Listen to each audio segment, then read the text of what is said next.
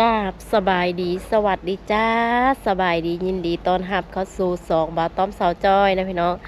สบายดีพ่อแม่FCที่น่าฮักทุกท่านพี่น้องมือนี้กะ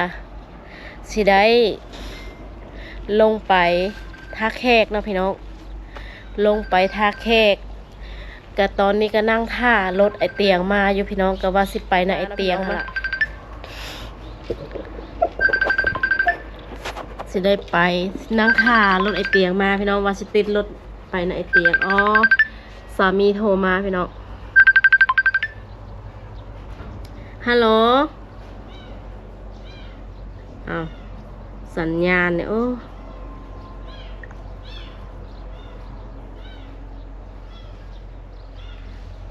จ้อเนาะจะเป็นเวรเป็นกรรมเอียงเนาะมันแมวตัวใดคุ้นๆนี่ก็ตาย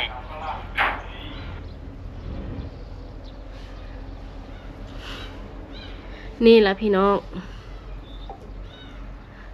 เสียงที่เพิ่นเซตมาว่าจะเป็นเวรเป็นกรรมอีหยังแมวอยู่เฮือนเนี่ยนะพี่น้องตอนนั้นก็เป็นกาฟิลนะพี่น้องที่ตายต่อมาก็เป็นลูกของมันจักเป็นเวรเป็นกรรมจักเป็นอีหยังพี่น้องเอ้ยสูงนี่สาวจอยมีแต่เรื่องมีแต่ปัญหา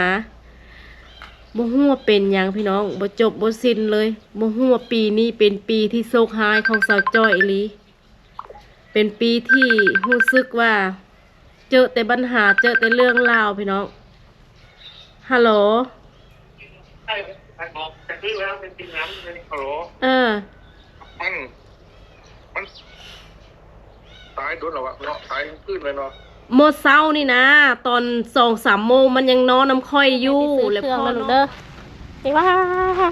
อยู่ข้างานได้บ่ต้องออกไปทางไหนได้ตอนนี้เขาก็ได้เดินห้างไปแล้วไอเตียงมาแล้วพี่น้องมาครับสบายดีไอเตียงสบายดีโดนแล้วนะพี่น้องไอเตียงบ่ได้มายามก็ย้อนว่าก็ย้อนว่าเพิ่นมีเวียกหลายพี่น้องหลายแหงตอนนี้เขาก็ได้เดินทางไปท่าแขกน้ำอ้ายเพื่อนพี่น้อง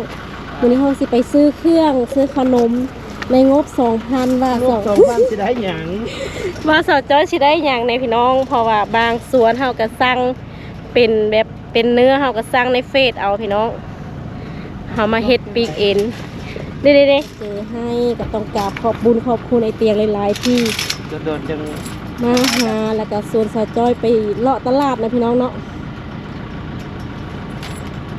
ข้ามไปหาบอต๊อบปะ อยากข้ามไปอยู่พี่น้องเพราะว่าบกล้านั่งรถไปคนเดียวกับไอ้คนได้ไปน้ำเลยเนี่ยแมนเดี๋ยวจ่อยปุ้ยโซหายแต่เศร้าแท้นี่มุ่นครับไปเปลี่ยนใหม่โหดเลยเนาะเปลี่ยน2 เส้นละตามถามคือเจ้าเส้น 4,000พี่น้องเขาก็สิได้เดินทางไปต่อทางไหนรถทันล้างเลยสบายดีนะลูกสบายดีครบหน้าครบตาซ่อมไปได้ที่ไหนซ่อมจะสบายดีสาวจ้อยเราได้ที่ไหนใช่ไหมสบายดีไม่เสร็จละน้องน้ำบอกสบายดีโอ้โบเห็นโดนสาวจ้อยดูถามสาวจ้อยดูโบเห็นโดนคือลอกขึ้นนิดละบ่ต้มเมื่อใดมาบ่ต้มน่าจะเป็นช่วงสงกรานต์บ่แต่ว่ามาพักเอาเสียงลงในลูกมาพักซื่อๆดิฮะซื่อๆดิพักหรือว่าเบิร์ดวีคเพิ่นเบิร์ดหน้างานช่วงนั้นแม่น่าจะเบิร์ดนั่นน่าจะฮอดกำหนดละมีแต่แล้วจังได้ไปคันว่าสิต่อก็จังได้ไปพวกท่านในแม่นแล้วบุเดียวเนาะคือว่าบุดเดียวสำหรับเฮาแต่มันยาวนานสำหรับเพิ่นสำหรับคนเวลาที่ยาวนานที่สุดกับเวลาที่รอคอยถ้าเฮาท่าเอียงแล้วแม่นโอ้ยนานค่ำแท้พุ่นแหละแม่นมันสิเป็นลักษณะนั้นแหละถ้ามีเรื่องดีๆหั่นน่ะคือผ่านไปไวแท้อยากหยุดตรงนี้ไว้นานๆดิมันสิสวนทางกันมันเป็นอันนั้นก็คือก็คิดฮอดเพิ่นได้สนใจอยากเพิ่นอยู่แล้วมันมีดอกกิจกรรมเพิ่นชวนไปนี่ไปนั่นเฮ็ดนี่ เสื้อว่าเพิ่นเห็นไอ้ไปนะเพิ่นก็คือสิ แม่น โอ้ยใจอ อยากเพิ่นว่าอยากโทรไปหาบ่าวเตียงอยู่แต่ว่าเห็นบ่าวเตียงออกงานตลอดก็เลยบ่กล้าไปนั่นเพิ่นรบกวนเพิ่นว่าสิเนาะ บ่มีฮอดเวลาอีหลีได้ แม่น มื้อนั้นก็เจออีพ่อเพิ่นเอาเงินที่ทีมงานเบาต้อม เลย กับทีมงานซีเมนต์นั่นแหละ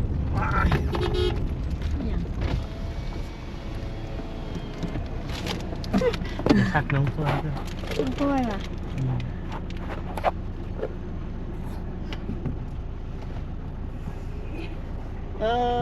โอเคเอาผัวนี่จ้อยลงเนาะว่ายอกเอามาใกล้ๆหน่อยดูโอ้เห็นมากก็ได้ก็2 ปีกว่าๆจะสิได้เที่ยวเส้นทางงามๆใหญ่ๆขึ้นเก้าการพัฒนา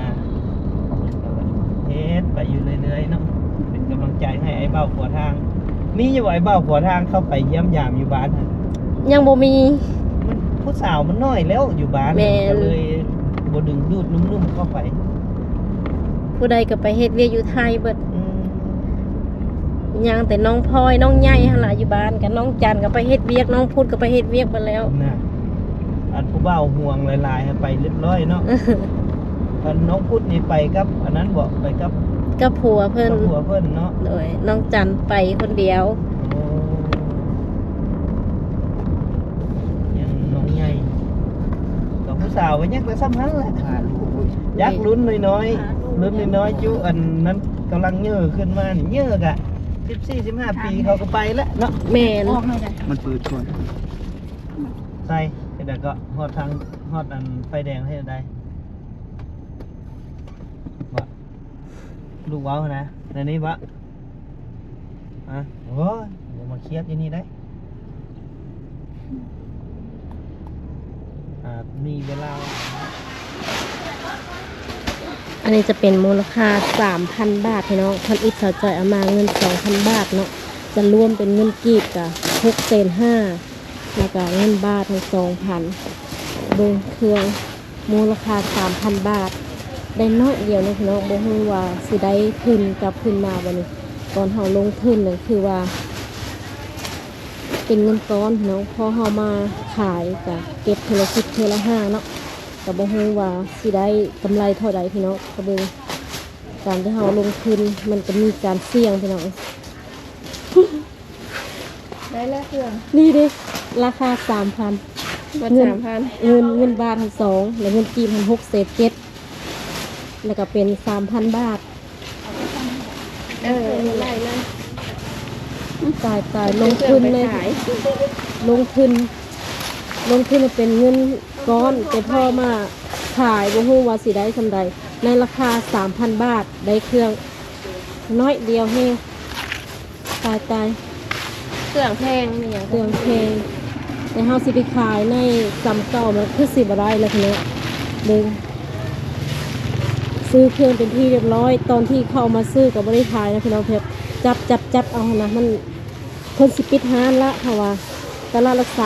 ห้องน้ำร่วมแถวได้หรอ ตลาดหลัก 3นี่เพิ่นก็ปิดเร็วกว่าตลาดหลัก 2เนาะพี่น้องเพราะว่าเป็นตลาดเช้าสาวจอยมาฮอดตลาดนี่ก็ประมาณ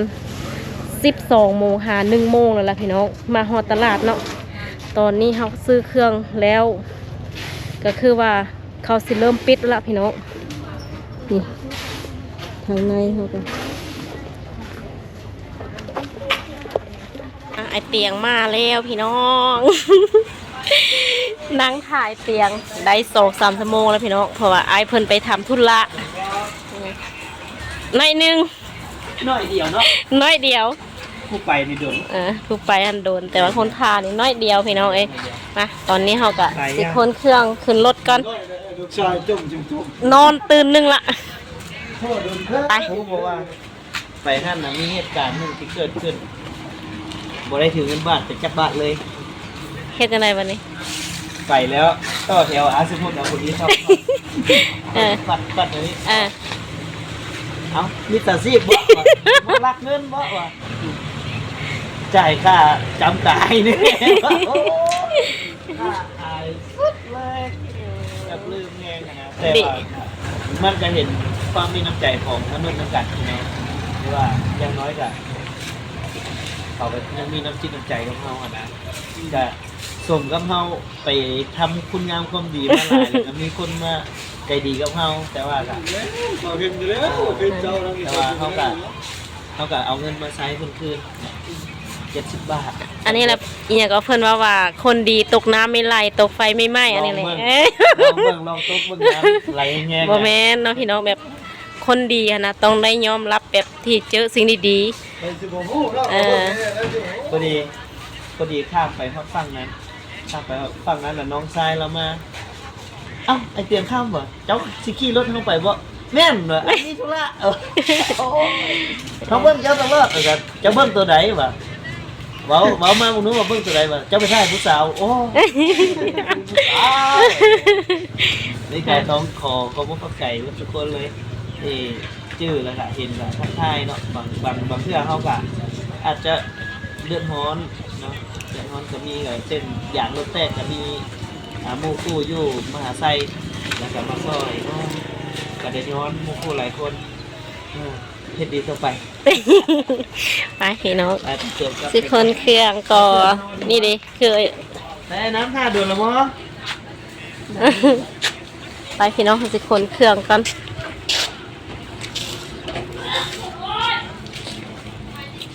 สบายดีมื้อนี้น้องน้ำมาทักแขกหวาตอนนี้น้องน้ำได้อีหยังแน่แล้ว ซันจิสูบบุหรี่ตายเป็นซันเดะไปแล้วซันจิเป็นซันเนะ น้องน้ำพี่น้อง ซันเนะ เพื่อนก็นั่งเล่นเครื่องของเพิ่นจะเป็นของลิ้นน้องน้ำซื้อมาได้ใส่ ภาษาลาวเป็นลิ้น ลิ้ ภาน ษาไทยลาวเป็นเล่น อ๋อ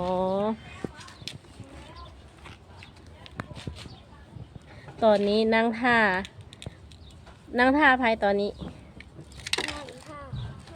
นั่งพ่อด้วยนะ นั่งท่าพ่อนะพี่น้องนั่งท่าไอเตียงคำเพิ่นคามไปนครพนม ทองกับเบ้าถึงคำมันคือว่าเตียงแล้วมันคือน่ะ โดย ทองกับความน่ะมันบ่คือ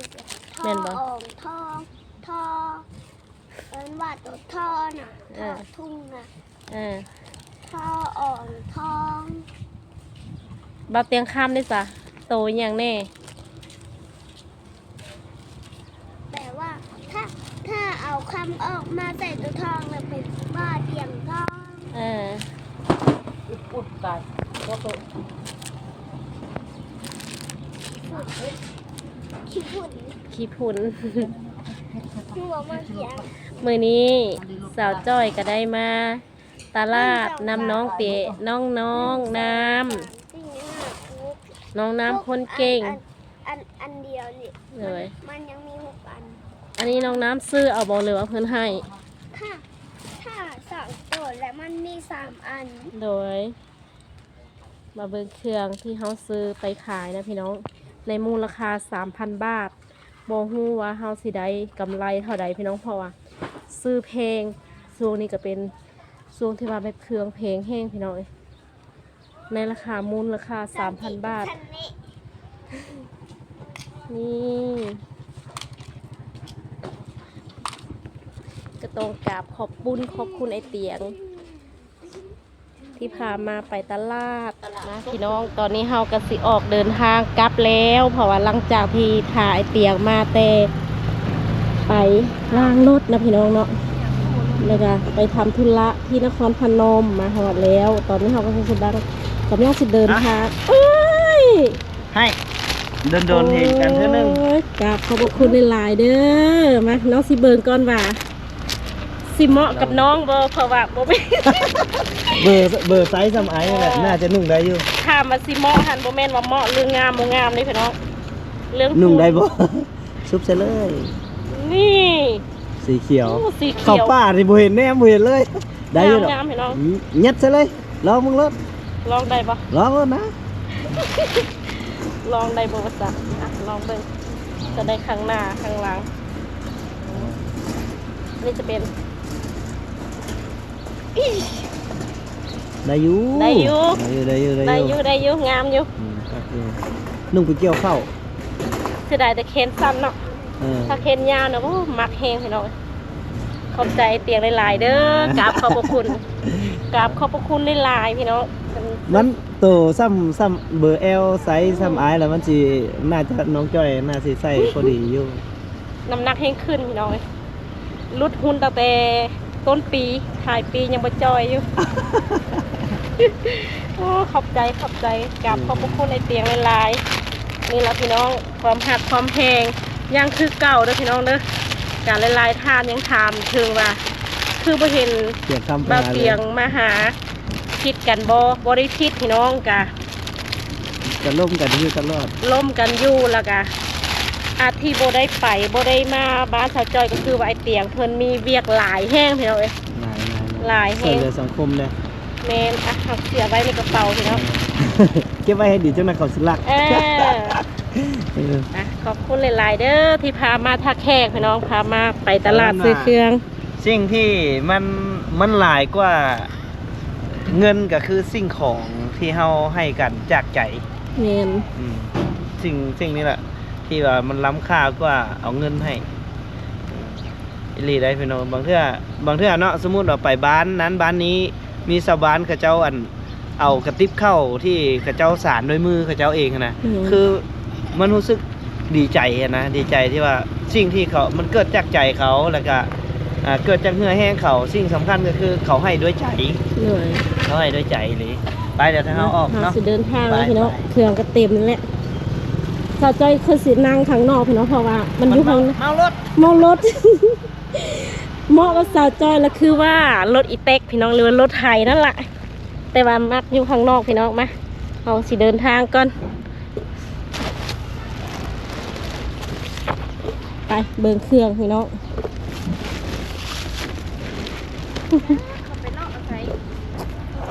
ออกเดินทางพี่น้อง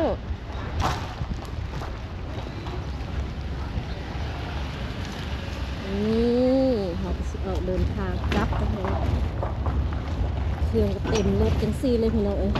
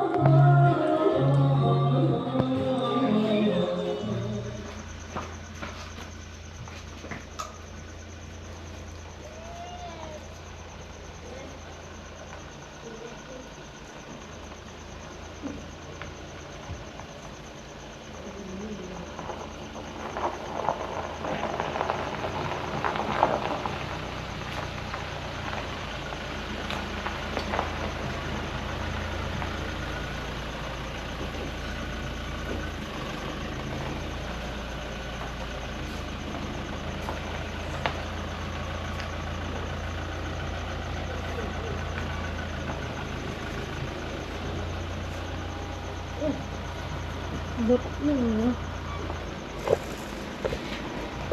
ตอนนี้รถไอเตียงกับมาหอดแล้วพี่น้อง เป็นเวลา9:30 10:00 นแล้ว10:00 นนี่เขาก็มาแบบเข้ามาลูก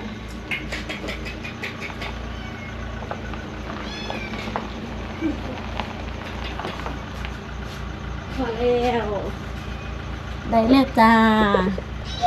นี่เขาสิคนเครื่องลง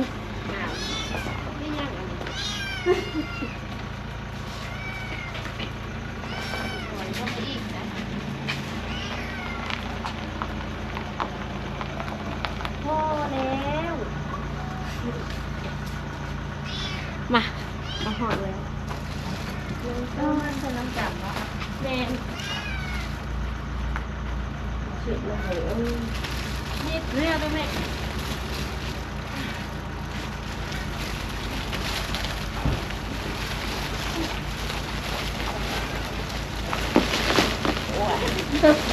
กินอะไรได้นี่กัน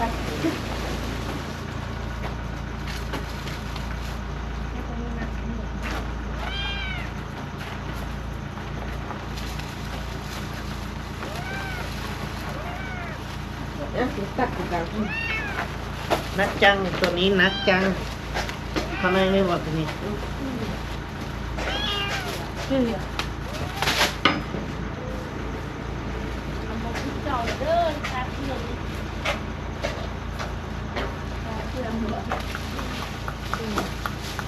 โอ้โห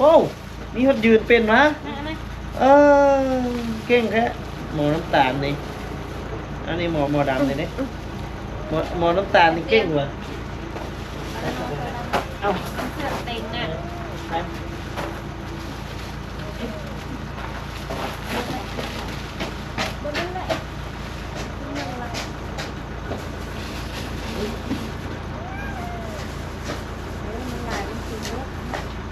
เบิ้ลระบบว่าเป็นโต๊ะบ่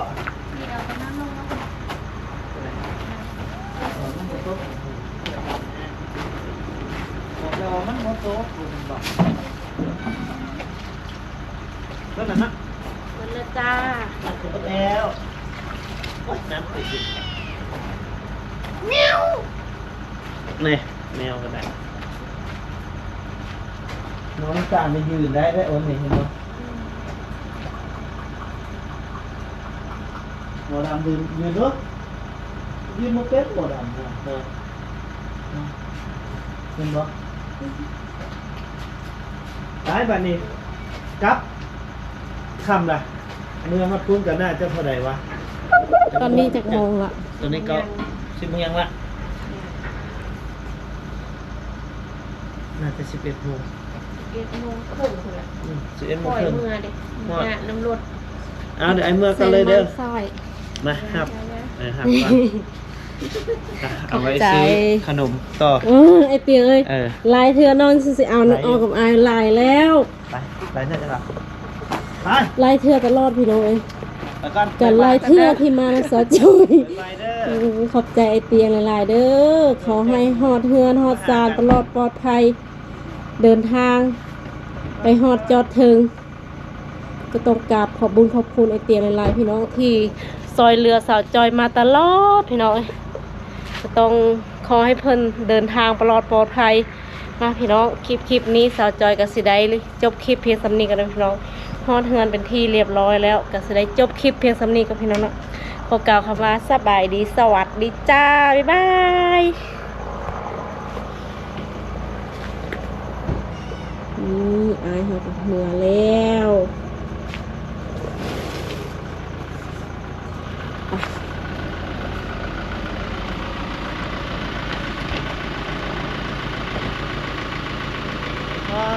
โดยเดินทางปลอดภัยเด้อ ขอบใจหลายๆ ครับ